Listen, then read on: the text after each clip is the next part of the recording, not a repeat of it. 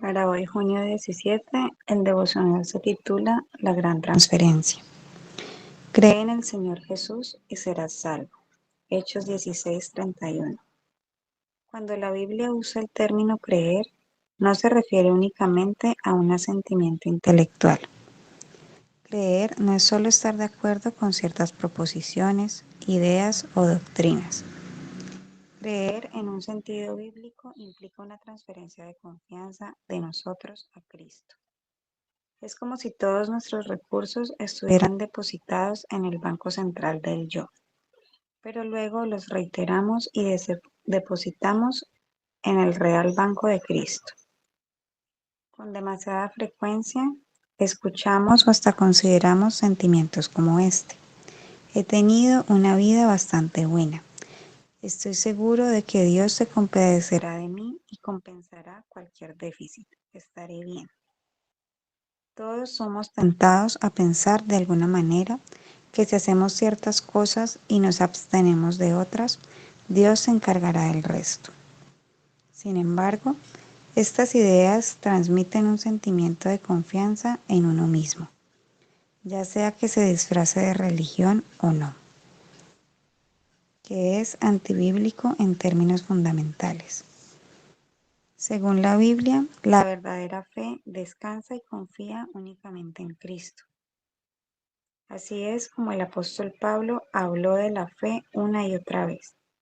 Él quería ser hallado en él, no teniendo mi propia justicia, sino la que es por la fe en Cristo, la justicia que procede de Dios sobre la base de la fe. Filipenses 3:9. Cuando el gran reformador Martín Lutero llegó finalmente a entender que la fe es confiar solo en la justicia de Cristo, exclamó: en ese momento me sentí plenamente nacido de nuevo y me pareció haber entrado al mismísimo paraíso a través de puertas abiertas. Estas puertas se abren únicamente para quienes hayan transferido su confianza a Jesucristo. Apocalipsis lo explica de esta manera. Bienaventurados los que lavan sus vestiduras para entrar por las puertas a la ciudad.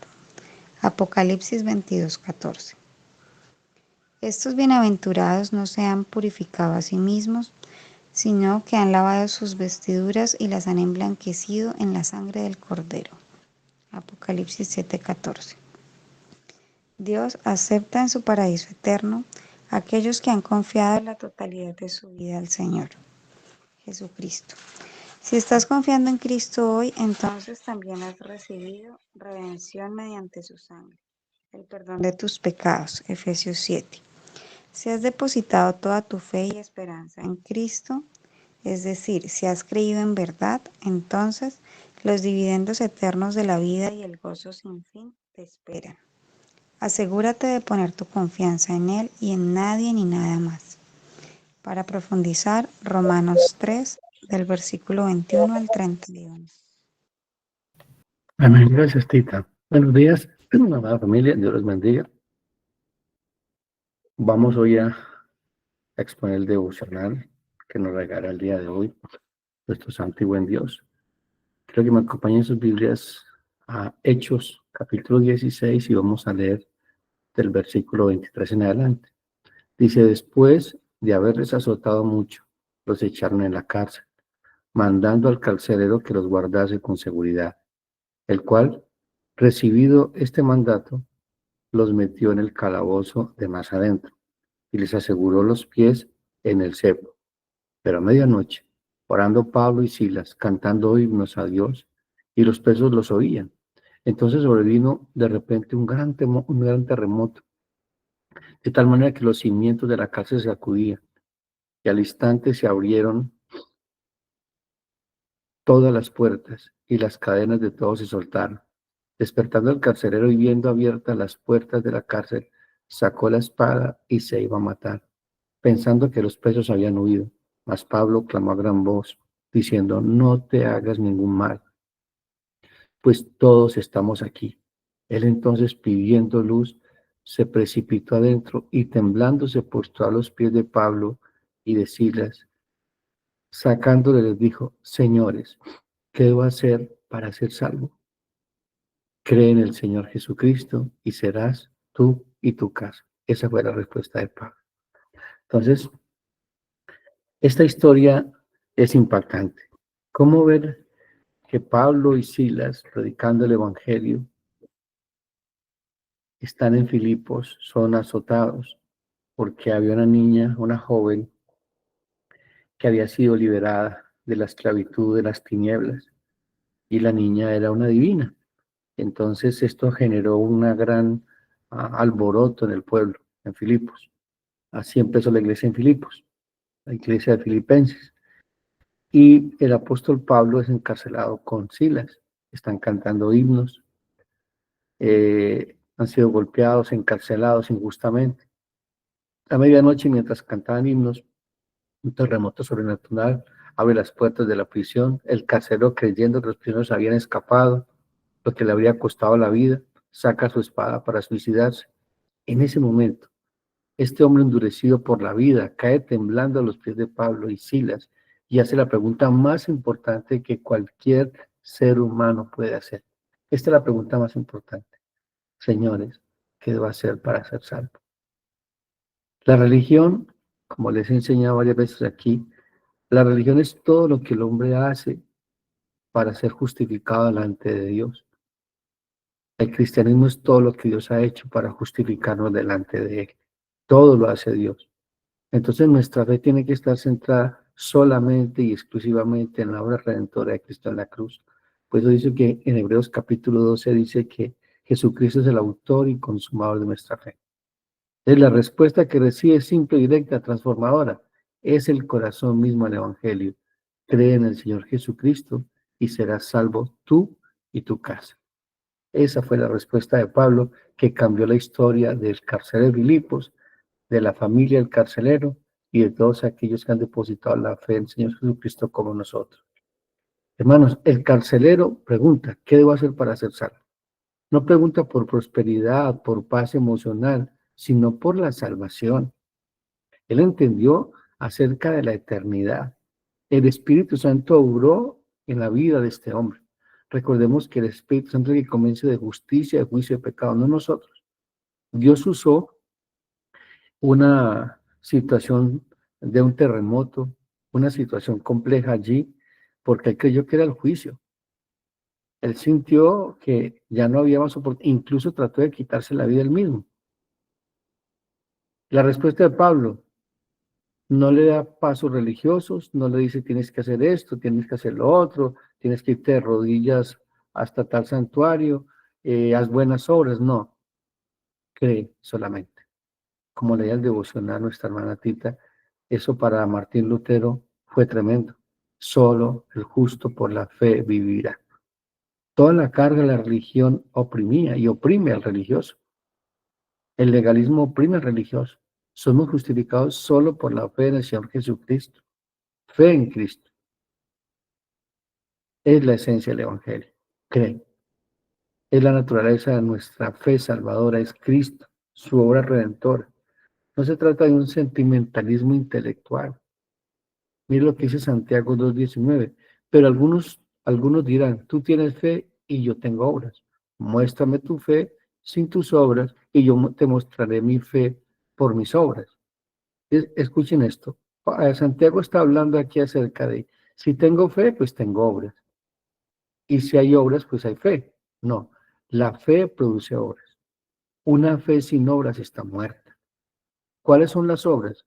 Las que Dios preparó de antemano para que anduviésemos en ellas, no nuestras obras, sino la obra que Dios preparó. Dios preparó todo para darle gloria a Él. Y lo que dice el 19, tú crees que Dios es uno, y naces. También los demonios creen y tiemblan. Bueno, los demonios creen en Dios y saben quién es Dios y quién es Jesucristo y tiemblan, pero sus obras no glorifican el nombre del Señor. La vida que ellos tienen es una vida totalmente y diametralmente opuesta a Cristo. Se oponen a Cristo.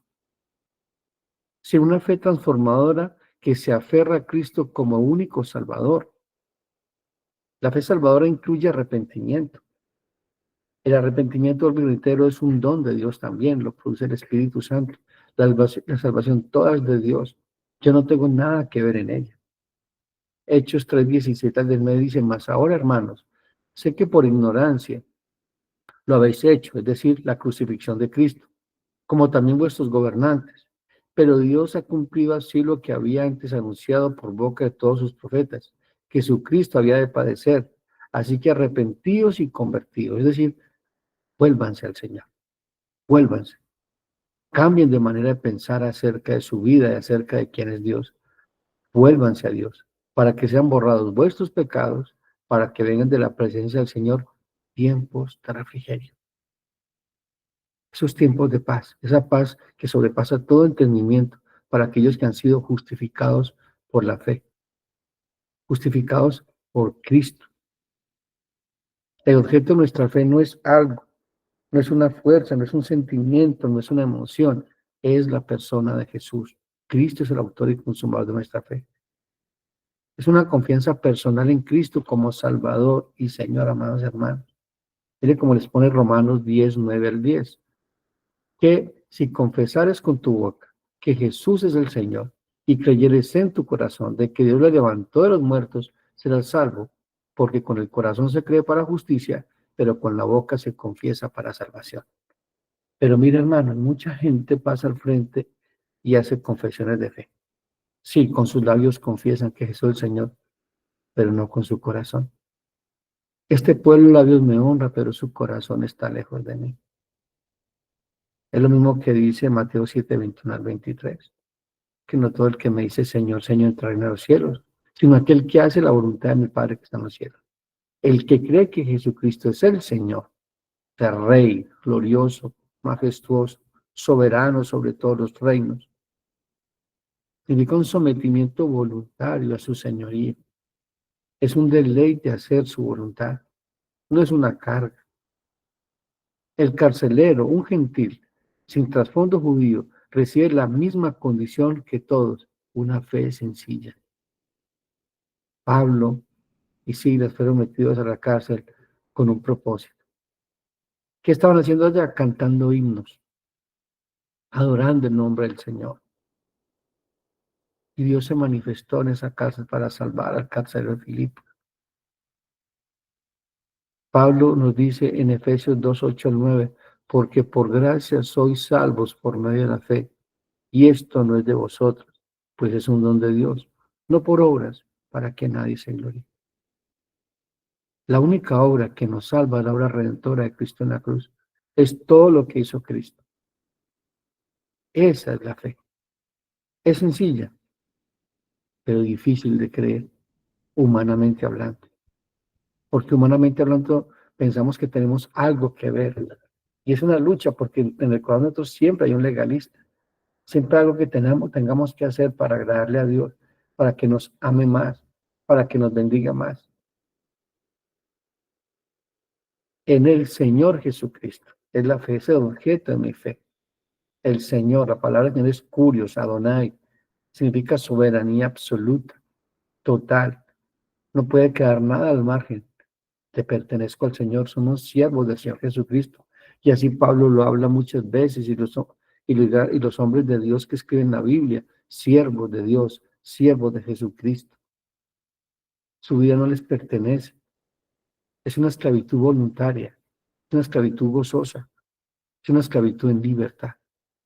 Filipenses 2:9 al 11 nos dice, por lo cual Dios también le exaltó hasta lo sumo y le dio un nombre que es sobre todo nombre, para que en el nombre de Jesús se doble toda rodilla, los que están en los cielos, en la tierra y debajo de la tierra, y toda lengua confiese que Jesucristo es el Señor, para gloria de Dios Padre.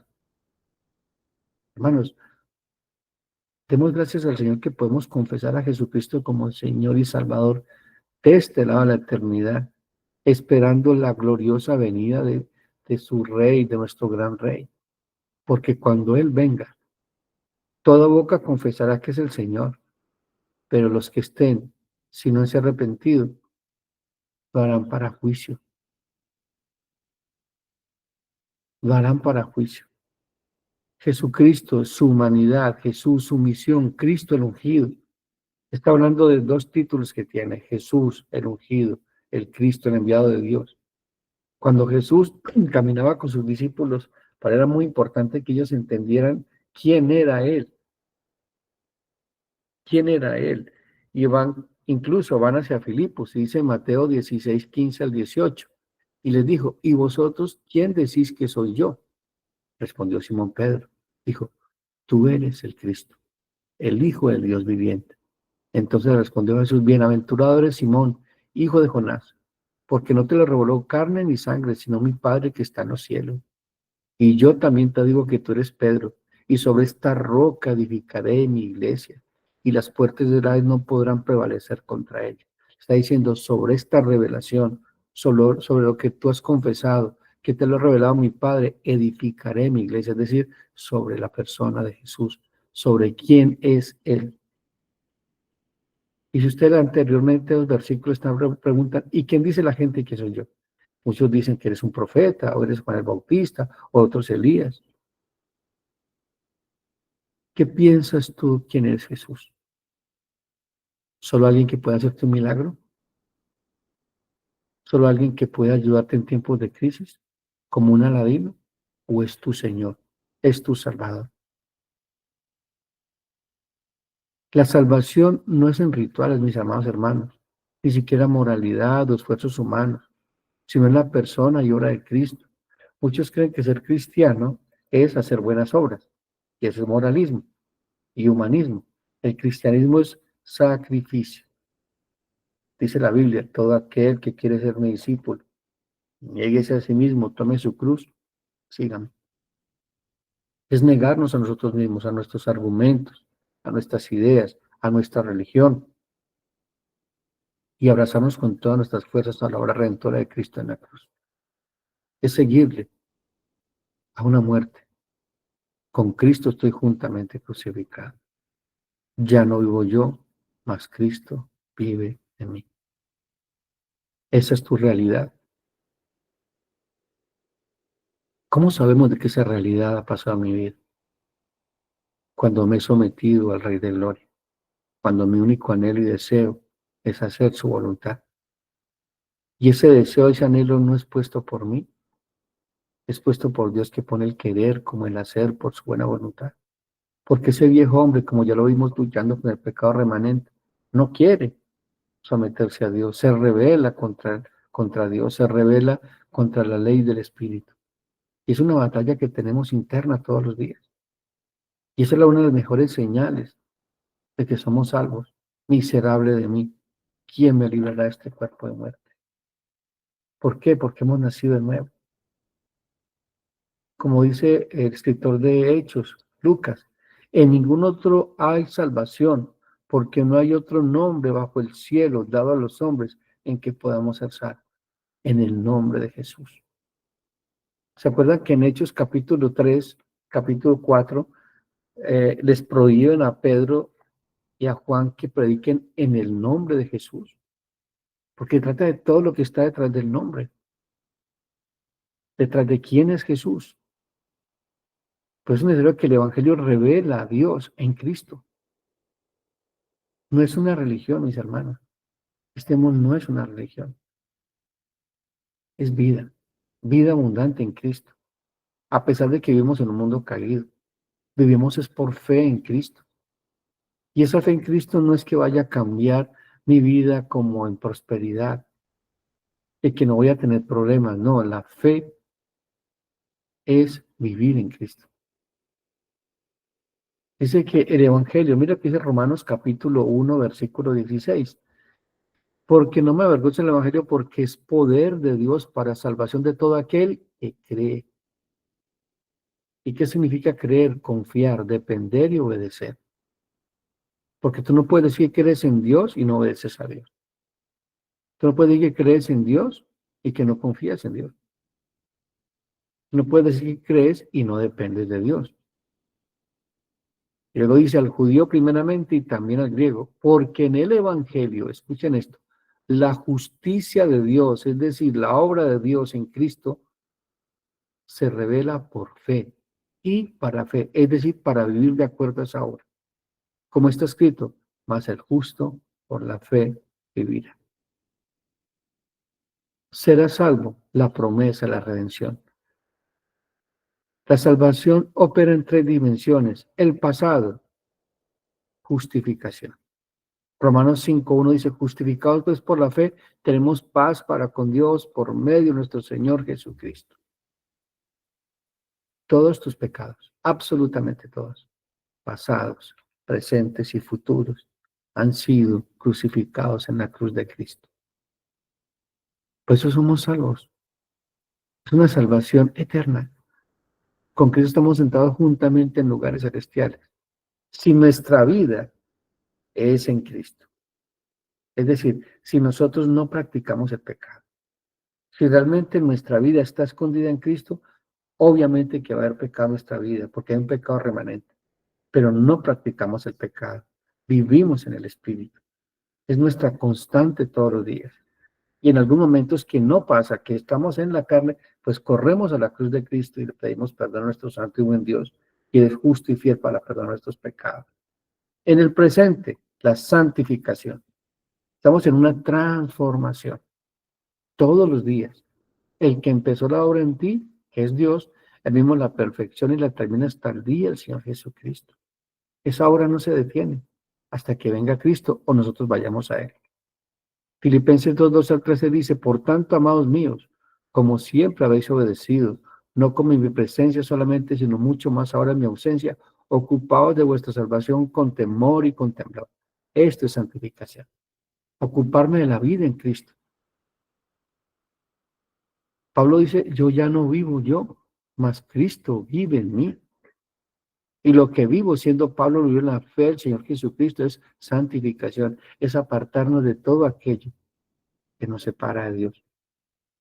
Es una transformación, estamos siendo formados, moldeados a la imagen de Cristo todos los días. Luego dice, porque Dios es el que en vosotros produce así el querer como el hacer por su buena voluntad. En el futuro, glorificación. Romanos 8:30 dice, y a los que predestinó, esos también llamó, y a los que llamó, esos también justificó, y a los que justificó, a esos también glorificó. Es una transformación que llega al final de la historia. Ninguno se va a quedar a mitad de camino. Los que Dios ha llamado a salvación son los mismos que van a entrar al cielo. Ni uno menos, ni uno más. Bueno, la gracia es gratuita. El verbo serás está en un pasivo divino, en un tiempo pasivo divino. Es una acción ya ejecutada. Dios es quien salva, no el hombre. Romanos 8:1-4 dice, ahora pues ninguna condenación hay para los que están en Cristo Jesús. Y mire esto, ¿qué antecede ese capítulo 8? Pablo dice, no, miserable de mí, que me da este cuerpo de muerte. Y luego dice, gracias doy a Jesucristo. Dice, gracias a la religión, gracias a mis buenas obras. No, gracias a Cristo. Ahora pues ninguna condenación hay para los que están en Cristo Jesús, los que no andan conforme a la carne, sino conforme al Espíritu. Porque la ley del Espíritu de vida en Cristo Jesús me ha librado de la ley del pecado y de la muerte. Porque lo que era imposible para la ley, por cuanto era débil por la carne, Dios, enviando a su Hijo en semejanza de carne y de pecado, y a causa del pecado, condenó el pecado en la carne, para que la justicia de la ley se cumpliese en nosotros, que no andamos conforme a la carne, sino conforme al Espíritu. Mira la condición, que no andamos conforme a la carne, sino conforme al Espíritu. El andar conforme al Espíritu produce fruto.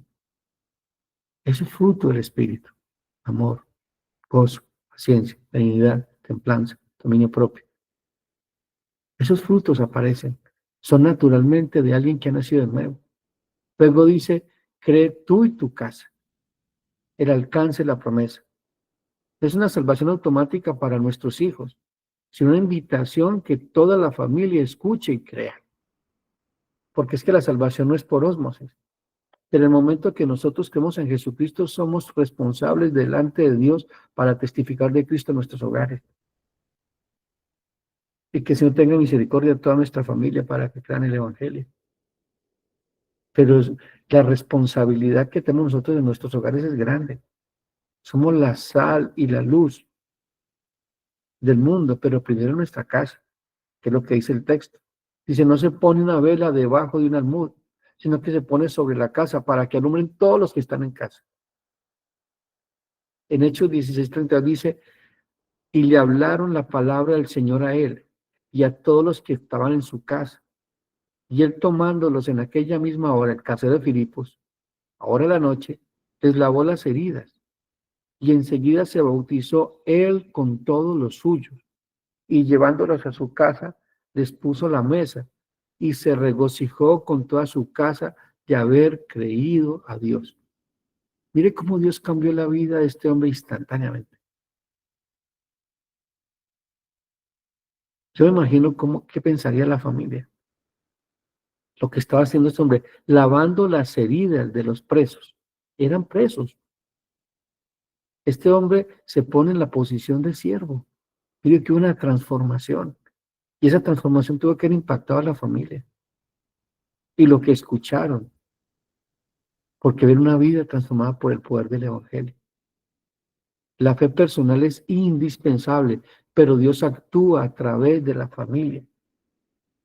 Génesis 19 dice, habiendo de ser Abraham una nación grande y fuerte, y habiendo de ser benditas en él todas las naciones en la tierra, porque yo sé que mandará a sus hijos y a su casa después de sí, que guarden el camino de Jehová. ¿Sí ven? La responsabilidad de Abraham, de enseñarle a su familia que guarden el camino de Jehová, haciendo justicia y juicio, para que haga venir Jehová sobre Abraham lo que habla acerca de él. Recordemos a Josué. Este texto lo sabemos de memoria, pero voy a leer desde el 14. Ahora pues temed a Jehová. Aquí Josué está terminando su ministerio. Tiene casi 120 años y convoca a todo el pueblo. Y este discurso les dice, ahora pues temed a Jehová y servidle con integridad y en verdad y quitad entre vosotros los dioses a los cuales sirvieron vuestros padres al otro lado del río y en Egipto. Y servid a Jehová. Y si mal os parece, servid a Jehová, escogeos hoy a quién sirváis, si a los dioses a quien sirvieron vuestros padres cuando estaban al otro lado del río, o a los dioses de los amorreos en cuya tierra habitáis. Pero yo y mi casa serviremos a Jehová. ¿Sí ve? Yo y mi casa. Primero Él.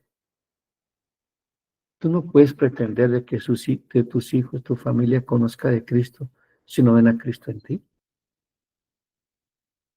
Si no ven esos frutos de una nueva criatura, de un nuevo nacimiento, como pasó con el carcelero de Filipos. Es imposible.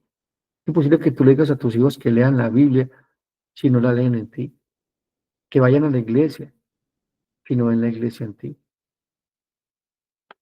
Hermanos, este texto que hemos leído hoy es una invitación clara. La salvación es para todo aquel que cree, sin distinción. Y obviamente que esto no es universalismo, es para todo aquel que cree.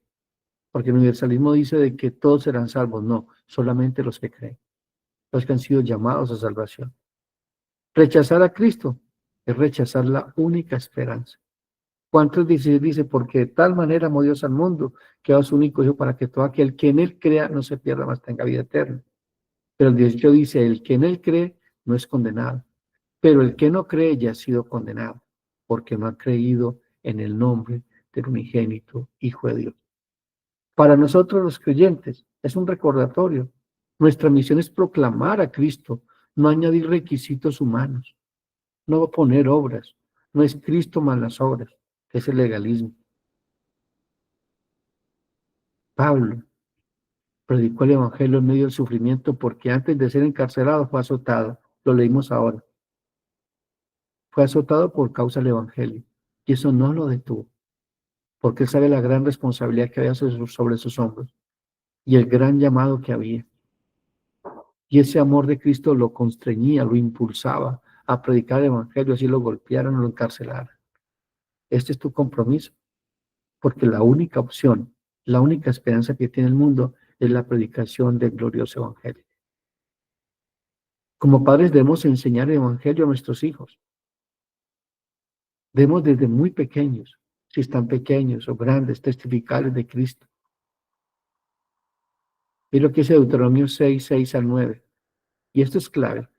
Y estas palabras que yo te mando hoy estarán sobre tu corazón, es decir, primero en nosotros. Y las repetirás a tus hijos. y hablarás de ellas estando en tu casa y andando por el camino y al acostarte y cuando te levantes. Y las atarás como una señal en tu mano y estarán como frontales entre tus ojos y las escribirás en los postes de tu casa y en tus puertas.